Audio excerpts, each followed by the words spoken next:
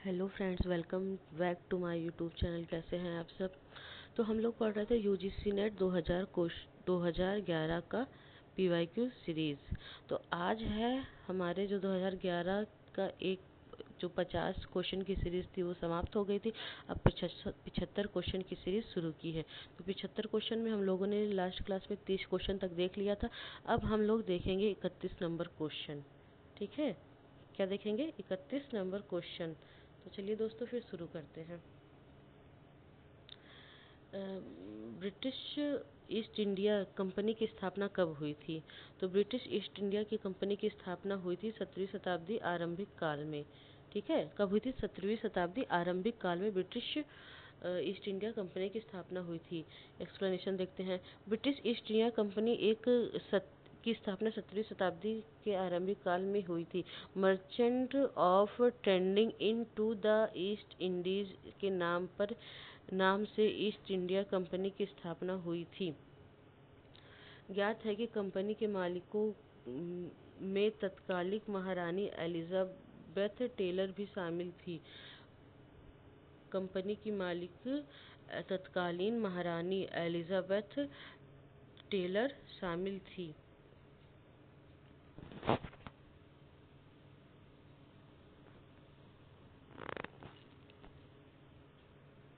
Question number 32, viceroy के ऐतिहासिक कार्यक्रम को व्यवस्थित कीजिए।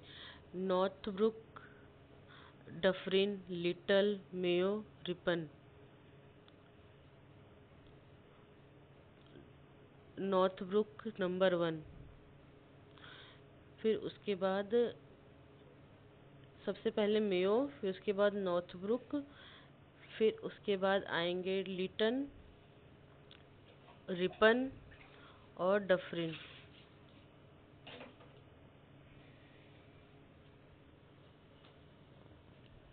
Option B right answer. अब देख लेते हैं इसका कार्यक्रम कब से कब था।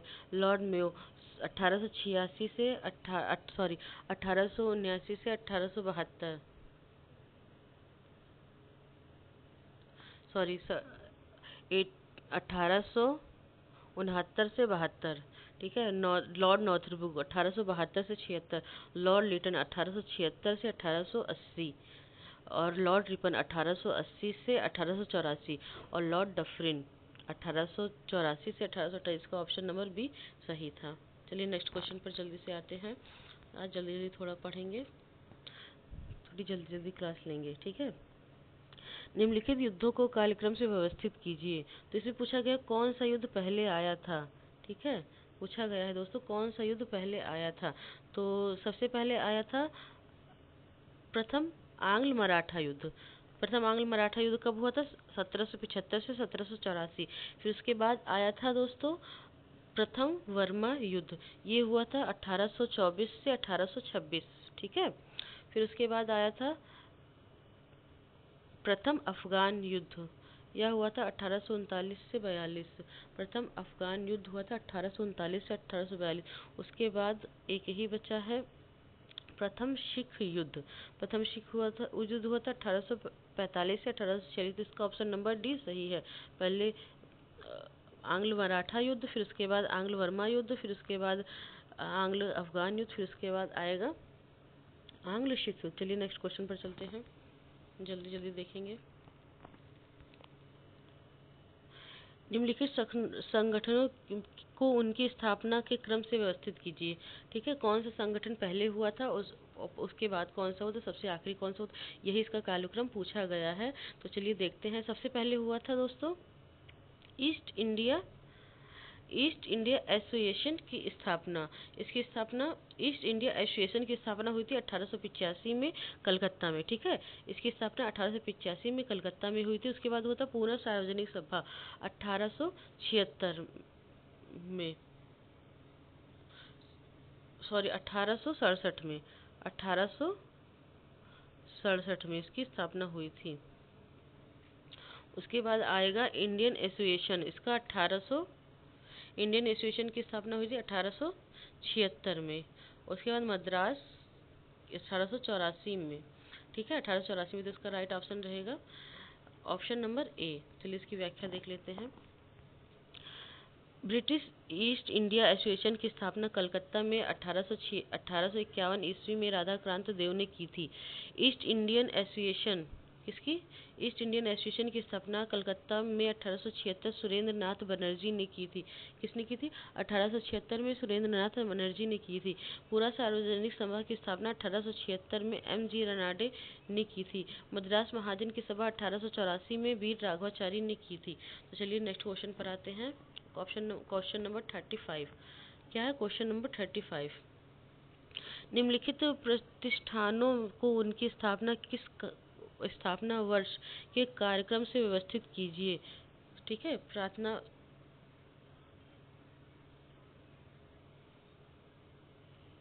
निम्नलिखित प्रतिष्ठानों को उसकी स्थापना वर्ष के कार्यक्रम से व्यवस्थित कीजिए। जो नीचे दिए गए कूट का उपयोग सही उत्तर कीजिए। ठीक है, इसमें भी कार्यक्रम से स्थापित करना है। तो इसका ऑप्शन नंबर बी सही है। देख लेते हैं पहले Indian society for the acquisition of general knowledge, फिर उसके बाद आएगा अलीगढ़ साइंटिफिक सोसाइटी, फिर उसके बाद आएगा बिहार साइंटिफिक सोसाइटी, सबसे लास्ट में आएगा Indian association for the cultivation of science. तो चलिए इसका टाइम पीरियड देख लेते हैं। Indian for the exhibition of general knowledge की स्थापना हुई थी 1838 में। अलीगढ़ साइंटिफिक सोसाइटी की स्थापना हुई थी 1864 में। बिहार साइंटिफिक सोसाइटी की स्थापना हुई थी 1872 में। फिर उसके बाद आएंगे Indian association for the cultivation of science, इसकी स्थापना हुई थी 1876 में। ठीक है, चलिए नेक्स्ट क्वेश्चन देखते हैं। Question number 36। सूची 1 को सूची 2 से मिलाना है। आंदोलन। ठीक है, प्रति सरकार, चासी मूलिया राज, उगलिया उलगावन सॉरी उल गुलान, ताम्रलिप्ति जातीय सरकार। तो इसका क्षेत्र कौन कौन सा कहाँ पर हुआ था ये बताना है। बिहार, बंगाल, महाराष्ट्र, उड़ीसा। ठीक है, क्या क्या है? बिहार, बंगाल, महाराष्ट्र, उड़ीसा। तो चलिए इसका देख लेते हैं। इसका ऑप्शन नंबर बी सही है। ठीक है, ऑप्शन नंबर बी सही है। देख लेते हैं। प्रति सरकार का भू क्षेत्र था महाराष्ट्र। चासी मूलिया राज उड़ीसा। चासी मूलिया राज कहाँ था? उड़ीसा। उलुगान बिहार।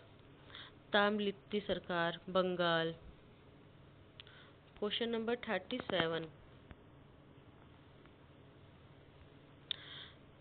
इसमें भी सूची 1 को सूची 2 से मिलाना है। पहले में नेता है, उसके बाद संगठन है। C.R. दास, तो C.R. दास है, फिर S.N. बनर्जी हैं और K.A. फजूल हक है, J.K. गोखले हैं। ठीक है, के कौन कौन? J. फजूल हक, J.K. गोखले। तो इसको चलिए मिलाते हैं। C.R. दास ये इंडियन स्वराज पार्टी का संगठन किया था। किसने? इसने, C.R. दास ने। फिर उसके बाद देखते हैं S.N. बनर्जी इंडियन एसोसिएशन की स्थापना की थी। K.A. फजूल हक ने पुनः सार्वजनिक सभा की स्थापना की थी और J.K. गोखले ने प्रजा पार्टी की स्थापना की थी। ठीक है, तो इसका option number D right answer है, ऑप्शन नंबर डी। चलिए नेक्स्ट क्वेश्चन पर आते हैं। Question number 38।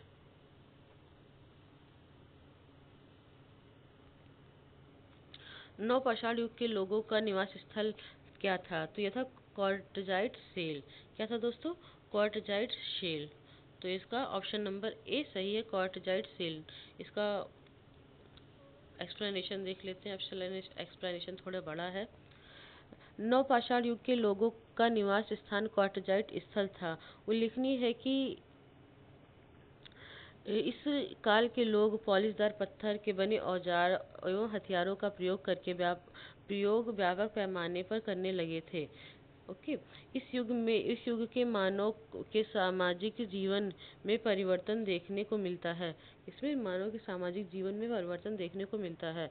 मूल निवास स्थल पशुपालन एवं कृषि में उत्तरोत्तर वृद्धि हुई थी।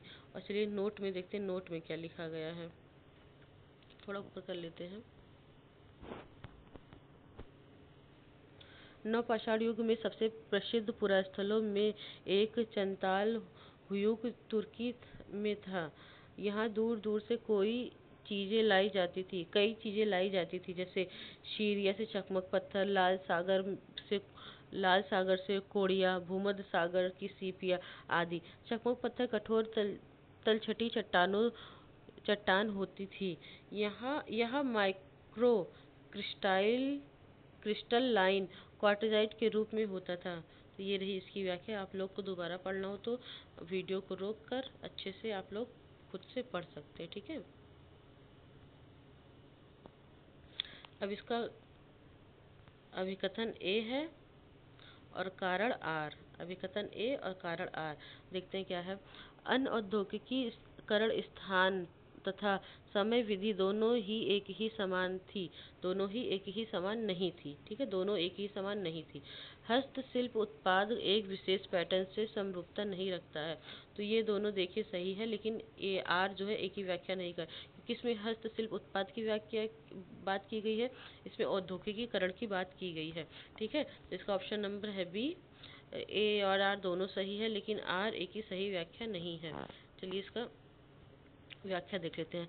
ब्रिटिश काल में अनऔद्योगिकीकरण एक प्रमुख घटना रही, परंतु भारतीय हस्तशिल्प के विशेष पैटर्न के कारण अनऔद्योगिकीकरण प्रत्येक क्षेत्र में एक समान नहीं था, ठीक है।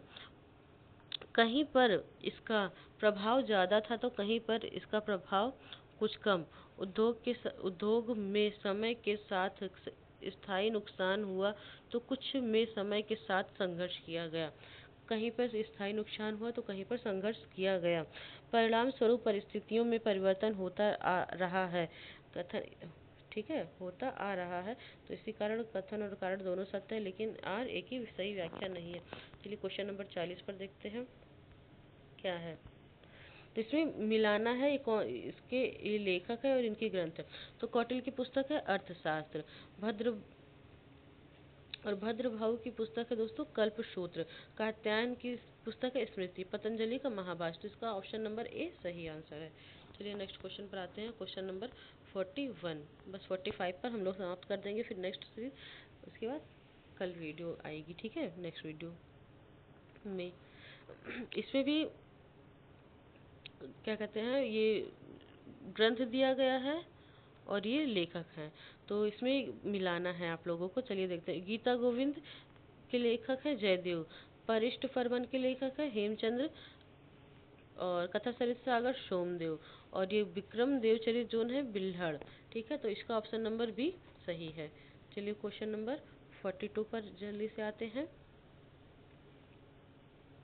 सूची 1 को सूची 2 से मिलाना है। इसमें भी टीवी मैकाले हैं, जॉन शोर है, इलियास इम्पे है, ए हुम। तो इन्होंने कौन कौन सी व्यवस्था में इनका योगदान था ये पूछा। तो ये जो टीवी मैकाले हैं ये तो शिक्षा में इनका योगदान था, ठीक है।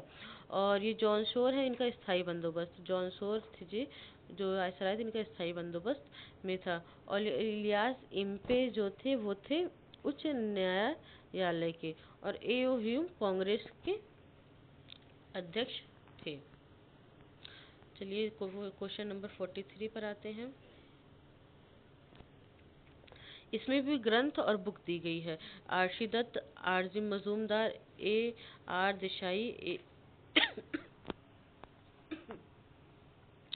ए जे ब्रूमफील्ड।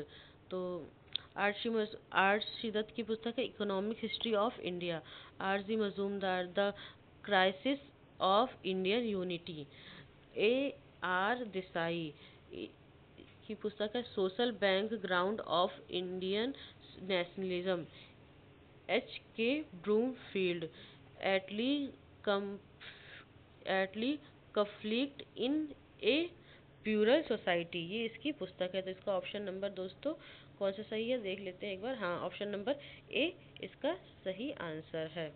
चलिए नेक्स्ट क्वेश्चन पर आते हैं, क्वेश्चन नंबर 44 पर। इसके बाद ये सेकंड लास्ट क्वेश्चन है, इसके बाद एक और क्वेश्चन देखेंगे, उसके बाद हमारी आज की क्लास समाप्त। किस पुरातात्विक स्थल पर अग्नि उपासना के साक्ष्य मिलते हैं? तो वो उसका ऑप्शन दिया गया हस्तिनापुर, कौशाम्बी, अली मुरार, सॉरी आलमगीरपुर और लोथल। तो इसका आंसर है लोथल पे अग्नि वेदिका अग्नि साक्ष्य मिलते हैं। चलिए इसकी व्याख्या देख लेते हैं। पुरातात्विक स्थल लोथल एवं कालीबंगा से अग्नि की उपासना के साक्ष्य मिलते हैं। कहाँ कहाँ से? लोथल और कालीबंगा से अग्नि की उपासना के साक्ष्य मिलते हैं। लोथल सिंधु सभ्यता का व्यावसायिक बंदरगाह था। किसका? सिंधु सभ्यता का व्यावसायिक बंदरगाह था, जो गुजरात राज्य में स्थित है। तो ये भी याद रखना है, लोथल कहाँ स्थित है? गुजरात राज्य में स्थित है। जबकि आलमगीर यमुना नदी की सहायक नदी हिंडन नदी के बाएं तट पर स्थित हड़प्पा सभ्यता का सर्वाधिक पूर्व स्थल है। कहाँ पर? यमुना नदी की सहायक नदी। यमुना नदी की सहायक नदी कौन सी? हिंडन नदी के कहाँ पर? बाएं तट पर। हिंडन नदी के बाएं तट पर ये अली आलमगीरपुर स्थित है। चलिए लास्ट क्वेश्चन देखते हैं। निम्नलिखित में से किसने मद्रास के रैयतवाड़ी व्यवस्था प्रारंभ किया था? तो ऑप्शन है Thomas Roe, Mountstuart, Elphinstone, Alexander Reed और हुनकरी। तो इसका राइट आंसर है थॉमस मुनरो ने रैयतवाड़ी बंदोबस्त की प्रारंभ किया था। इसकी व्याख्या देख लेते हैं। टॉमस मुनरो इसका टाइम पीरियड है 1820 से 27 ईस्वी तक मद्रास का गवर्नर रहा है। ये जो टॉमस मुनरो था 1820 से 27 ईस्वी तक मद्रास का गवर्नर रहा है, और इसी ने मद्रास में रैयतवाड़ी व्यवस्था का आरंभ किया था। किसने? मुनरो ने। जबकि बम्बई प्रेसिडेंसी में रैयतवाड़ी व्यवस्था लागू करने में एलिफेंटस और चैपलिन, और बम्बई प्रेसिडेंसी में एलिफेंटस चैपलिन की रिपोर्ट की मुख्य भूमिका रही है। विदित है कि इस व्यवस्था में किसानों को भूस्वामी मान लिया जाता था। रैयतवाड़ी व्यवस्था में किसानों की भूस्वामी मान लिया जाता था। इसमें कोई मतलब कोई बिचौलिया का काम नहीं था। वो आय का जो बातचीत होता है वो सीधे राजा और मतलब कि गवर्नमेंट और किसान से होता था। कोई जमींदार इसमें हस्तक्षेप नहीं कर सकता था। तो ये रही दोस्तों आज की क्लास। मिलते हैं नेक्स्ट वीडियो में। तब तक के लिए हमारी वीडियो को लाइक कीजिए, हमारे चैनल को सब्सक्राइब कीजिए, और कुछ भी पूछना है तो आप लोग कमेंट कर सकते हैं। ओके।